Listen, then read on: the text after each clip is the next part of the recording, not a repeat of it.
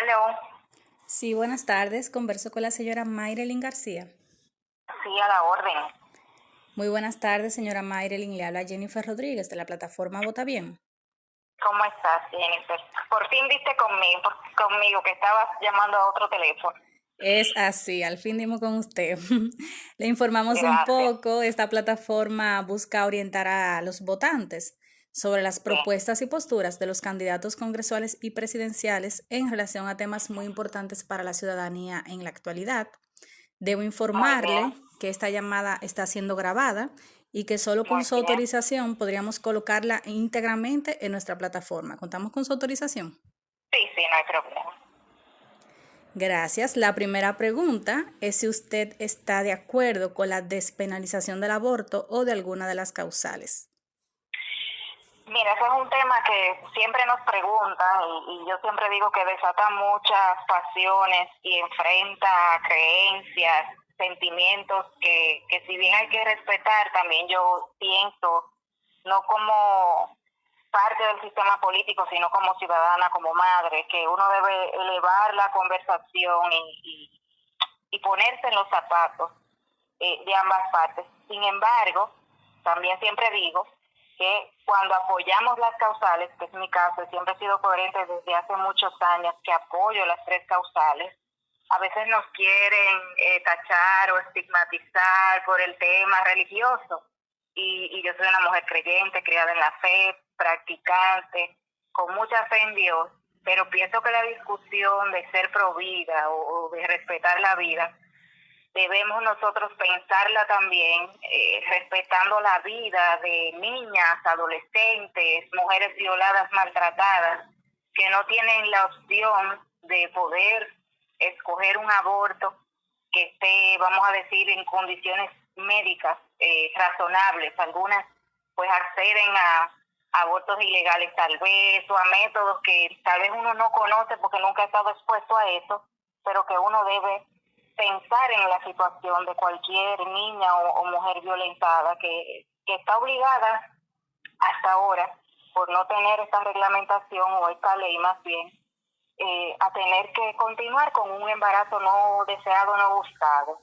Siempre digo que apoyar las tres causales no significa que es una obligación, porque a veces nos metemos en una discusión estéril por enfrentar los pensamientos y es una opción, no una obligación. Como tampoco apoyarlas es abrir la puerta al aborto libre, como algunos sectores sociales quieren decir.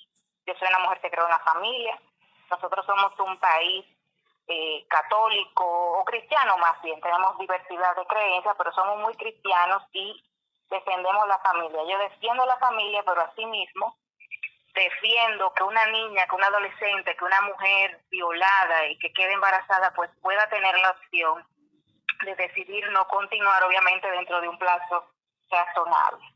Las otras dos causales son por temas médicos, que también hay una visión de mi parte de respeto también a la vida. El otro día en un espacio que me hacían la misma pregunta, yo decía, imagínense ustedes una mujer casada, ¿verdad? Que tiene ya 2 niños pequeños y un tercer embarazo.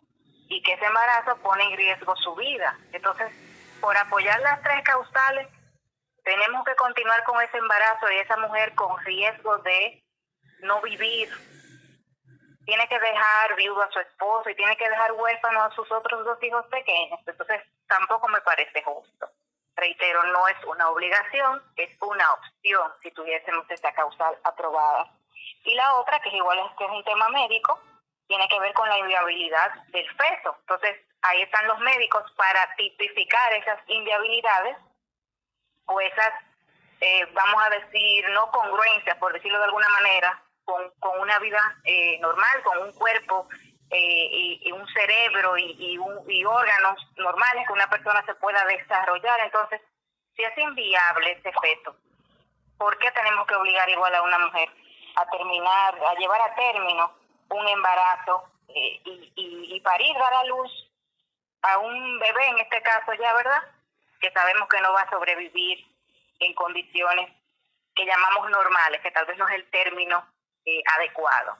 Entonces, yo creo que la discusión también a veces resulta estéril porque tenemos en la Constitución la cita que dice que defendemos o respetamos la vida desde la concepción. Entonces, tenemos las 3 causales en la propuesta del Código Penal. Sin embargo, para que proceda, deberíamos entonces reformular la Constitución. O sea, es una discusión también un poco estéril, pero volviendo a la pregunta, yo apoyo las 3 causales bajo el criterio que te acabo de comentar.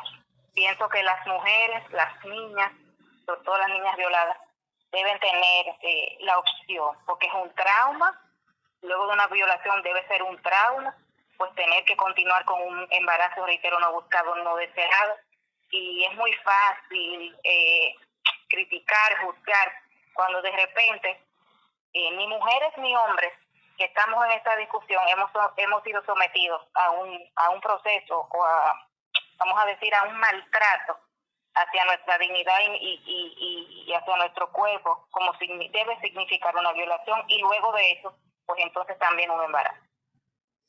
Ok, la segunda pregunta que tenemos es si usted se opone a la promoción de la ideología de género y la agenda LGBT por parte del Estado. Mira, este también es un tema muy delicado, muy espinoso, porque enfrenta sectores sociales que buscan justamente pescar en río revuelto o tal vez rebuscar a que nos enfrentemos y discutamos sobre temas que a veces no tenemos conciencia plena. Yo respeto mucho las preferencias, creo en los derechos, sin embargo, igual soy una mujer tradicional que respeto la familia, vengo de una familia tradicional, y entonces ahí vienen los valores, las tradiciones que uno tiene, ahí uno enfrenta igual los pensamientos y los sentimientos. Sin embargo, cuando legislamos o representamos, debemos también tener conciencia plena de que representamos y legislamos para todos los ciudadanos indistintamente de su preferencia o su ideología. Ahora bien, no es apoyar esa ideología, no es magnificar ni masificar más bien esa ideología y que pueda traer una confusión sobre todo a los niños. Pero ya después de que usted es mayor de edad, usted tiene el derecho de decidir qué quiere ser o qué quiere hacer con su vida.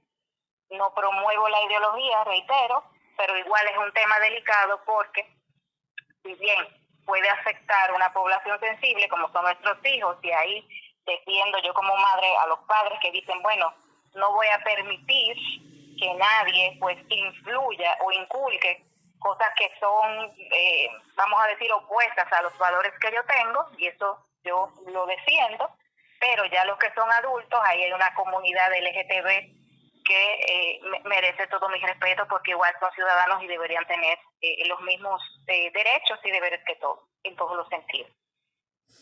Ok, la tercera pregunta es si usted está de acuerdo con establecer leyes que endurezcan los controles para lograr ordenar la inmigración ilegal y reforzar la seguridad fronteriza. Mira, nosotros tenemos la ley de inmigración. El tema tal vez es ejecutarla adecuadamente, los controles están allí. Nosotros como país tenemos un tema que también es muy espinoso y desata pasiones con nuestros amigos y hermanos vecinos de Haití. Y si bien tenemos nacionales de muchos otros países que probablemente no tengan una condición migratoria regularizada, por decirlo de alguna manera, siempre la discusión se centra en el tema haitiano.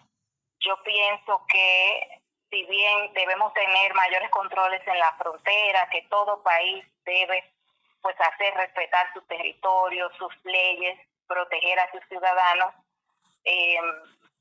reitero, es un tema de ejecutar más a fondo, de poner mayores controles, porque los tenemos, pero es ejecutarlos, y en lo que eso se ejecuta o se profundiza, pues igual respetar los derechos humanos, que también es un tema muy sensible. Sin embargo, también debemos compararnos con otras naciones de igual condición que la nuestra o más desarrolladas, que a veces ponen en la palestra el tema República Dominicana y Haití, y esas naciones pues tienen sus controles. Usted tiene que entrar de manera regular, todo país debe tener un registro de esos inmigrantes, debe tener un control de por dónde entran, si tienen permiso o no, si está, reitero, regularizada esa entrada y qué periodo, a qué usted viene, y si no, pues ahí están las leyes, reitero, para deportar, para trasladar, para retornar a sus lugares de origen, no solo a los hermanos haitianos, reitero, sino a cualquier nacional que entra a nuestro país sin los debidos permisos que establecen las leyes. Ok, la cuarta pregunta es si usted está de acuerdo con leyes que protejan el derecho de los padres a educar a sus hijos conforme a sus valores, incluyendo su derecho a ejercer disciplina física o corrección sin abuso. Mira, el tema de la disciplina en una cultura como la nuestra, que reitero, no estamos tal vez a niveles de sociedades más avanzadas, donde sí existen esas regulaciones, pues igual pudiera ser cuesta arriba, porque imagínate, tú decirle a un dominicano que con lo que yo no estoy de acuerdo, que a veces le dan una pela al niño, que lo corrigen de una manera tal vez fuerte, no es mi ejemplo, no es el ejemplo que recibí en mi casa, gracias a Dios, me criaron con buenos valores y disciplina, pero sin tener que ejercer violencia física o verbal, pero no podemos tapar el sol con un dedo, sabemos que en nuestra cultura, pues esas situaciones se dan y se ven como normales.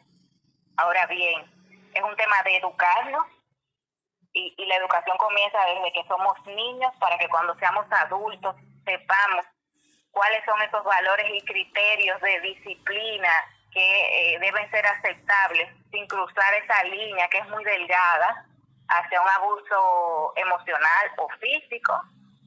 Todos conocemos que en países, por citar un ejemplo como Estados Unidos, usted no puede alzar la voz, usted no puede zarandear a un niño, pero aquí lamentablemente eso está normalizado. Si bien yo estaría de acuerdo con algún tipo de regulación, reitero, debe ser estudiado muy a fondo para saber cuál es la disciplina razonable que pueden los ciudadanos ejercer con sus hijos sin que eso violente la ley, pero tomando en cuenta la cultura que tenemos. Creo que debe existir un cambio social que debe empezar con la educación para que esa línea, que es muy fina, pues no se violente, por decirlo de alguna forma, y que de repente tengamos muchas situaciones legales contra familias y padres que ejercen una disciplina, vuelvo y digo que en nuestro país está normalizada con de repente alguna fuerza física o alguna verbalización que tal vez no es tan prudente hacia los niños. Ok, para ir avanzando hacia la otra parte de nuestra entrevista, ¿usted tiene alguna página web con su plan legislativo para nosotros poder compartirla con los electores y que ellos conozcan sus propuestas? Y si de manera breve nos podría comentar cuáles serían esas 3 principales propuestas. Mira, si tengo una página web, mayrelingarcia.com, lo deletreo porque tengo un nombre que no es común, es MAYREL y latina N, García, y siempre digo que en nuestro país tenemos muchas leyes que a veces no conocemos o que no se ejecutan a fondo.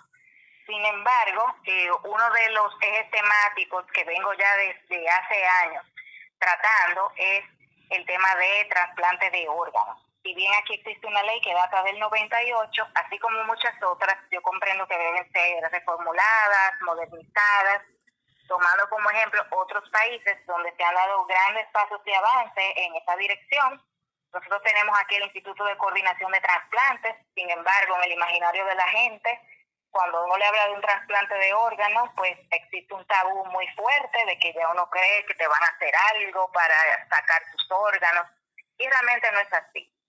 Para donar, simplemente usted se acerca al INCOR, se hace donante. Yo creo que debemos educar y crear esa cultura de donación, que no significa que nadie saludable pues va a donar un órgano porque sí, sino si por alguna condición accidental o médica pues dejamos este mundo, con nuestro cuerpo, nuestros órganos, pues podríamos salvar muchas vidas. Hay que trabajar obviamente con el sistema de salud, crear ese registro, esa coordinación o esa articulación con todos los hospitales y clínicas y todos esos protocolos que se precisan pues para garantizar esas donaciones de órganos, porque siempre pongo un ejemplo de una amiga cercana que necesitó un trasplante de intestino que no se hace en el país. si no hubiese tenido la disponibilidad económica y la vía de ir a Estados Unidos, e incluso allí tuvo que ponerse en lista de espera, pero en esa lista de espera con todo un tratamiento médico que tardó tal vez 1 año y medio aproximadamente, gracias a Dios se logró el trasplante, todavía continúa en ese proceso postoperatorio, pero sin embargo es una mujer de unos 42 años, ya debe tener, y sigue viva, sigue para sus hijos, sigue para su esposo, para sus amigos. En nuestro país no hay una estadística certera de cuántos dominicanos y dominicanas pues necesitan un trasplante o mueren necesitándolo porque no tenemos acceso a órganos, no tenemos un sistema organizado para esto, y creo que es un tema, reitero, muy espinoso, es un tema tabú que no conocemos, que rechazamos desde que lo escuchamos, pero creo que hay que ponerlo a la palestra pública, así como muchos otros, como la salud mental, que de hecho hay otras propuestas, igual existe una ley, pero así hay muchas otras que debemos tomar, estudiar, ponerlo en la mente y en la boca de la gente y de los medios, de los legisladores y de todos los actores políticos, y ver cómo pues podemos dar pasos y avances, porque eso va en bienestar de la gente. Pienso también, yo que tengo experiencia, siempre digo mi origen del sector privado hace unos años, conozco cómo en el sistema productivo, más bien el sistema comercial en cuanto a los alimentos, se descartan tantos alimentos de restaurantes, de cadenas de supermercados, que tienen una fecha próxima a su caducidad. Si nosotros pudiéramos por algún mecanismo establecer un sistema de logística, de recuperación o de captación de esos alimentos próximos a vencer y pudiéramos crear una canasta, un centro de acopio, de distribución para personas en situación de vulnerabilidad, creo que pudiéramos tener un aporte del sector privado conjunto al sector público para mucha gente que lo necesita, porque en esas grandes empresas comerciales, con esos artículos comestibles que se descartan, lo que hacen es una nota de crédito y regresan a esos almacenes generalmente para quemarse, para botarse, y se pierde cuando pudieran todavía estar hábiles para consumo, reitero, creando una logística rápida y llevando esos alimentos a personas que lo necesitan. Ese es otro de los proyectos que tengo, que pudiera bien ser una articulación, como decía, entre el sector público y privado, como un aporte de responsabilidad social corporativa de ese sector comercial y productivo hacia nuestra gente. Hay un tema que también como política puede ser un poco cuesta arriba, porque va en detrimento de algunos sectores. Yo creo en, de repente, crear un ministerio de la igualdad. Nosotros tenemos un ministerio de juventud, tenemos un ministerio de la mujer, y yo pienso que algunas políticas públicas deberían enfocarse y consolidarse en un ministerio que pudiera impulsar el respeto hacia diferentes segmentos de la sociedad y pudiera consolidar, reitero, lo que es los dos ministerios que ya había mencionado. Esa es una de las propuestas que igual arrastro de hace algunos años. Algunos sectores y algunos políticos pues la comparten. Sin embargo, como dije al inicio, pudiera ir un poco en contra de quienes defienden tener dos ministerios separados, pero desde mi criterio, creo que igual como existe en otros países, Ministerio de la Igualdad o incluso Ministerio de la Familia, pudiéramos muy bien impulsar iniciativas y proyectos bajo una sola institución que sea integral para diferentes segmentos de la sociedad. Ok, sí, muchos candidatos lo han llamado así, Ministerio de la Familia. Sí, de la familia, yo creo más en el Ministerio de Género, o de Igualdad más bien, y ahí uno poder tener el tema género, el tema igualdad con la comunidad LGTB que me mencionabas, y ahí tú aplicas todo, incluso tenemos consejos y direcciones, por citar un ejemplo, el CONAPE, que es el Consejo Nacional de la Persona Envejeciente. Entonces, en un Ministerio de Igualdad, ahí tú puedes consolidar varias instituciones y varias políticas bajo una estructura más robusta y con un enfoque, reitero, en todos estos sectores psicográficos y sociales. Bueno, pues muchísimas gracias, señora Mayrelyn, por su tiempo, por su atención. Le deseamos un muy feliz resto del día. Gracias, Jenny, por contactarme y estamos a la orden. Bye, bye.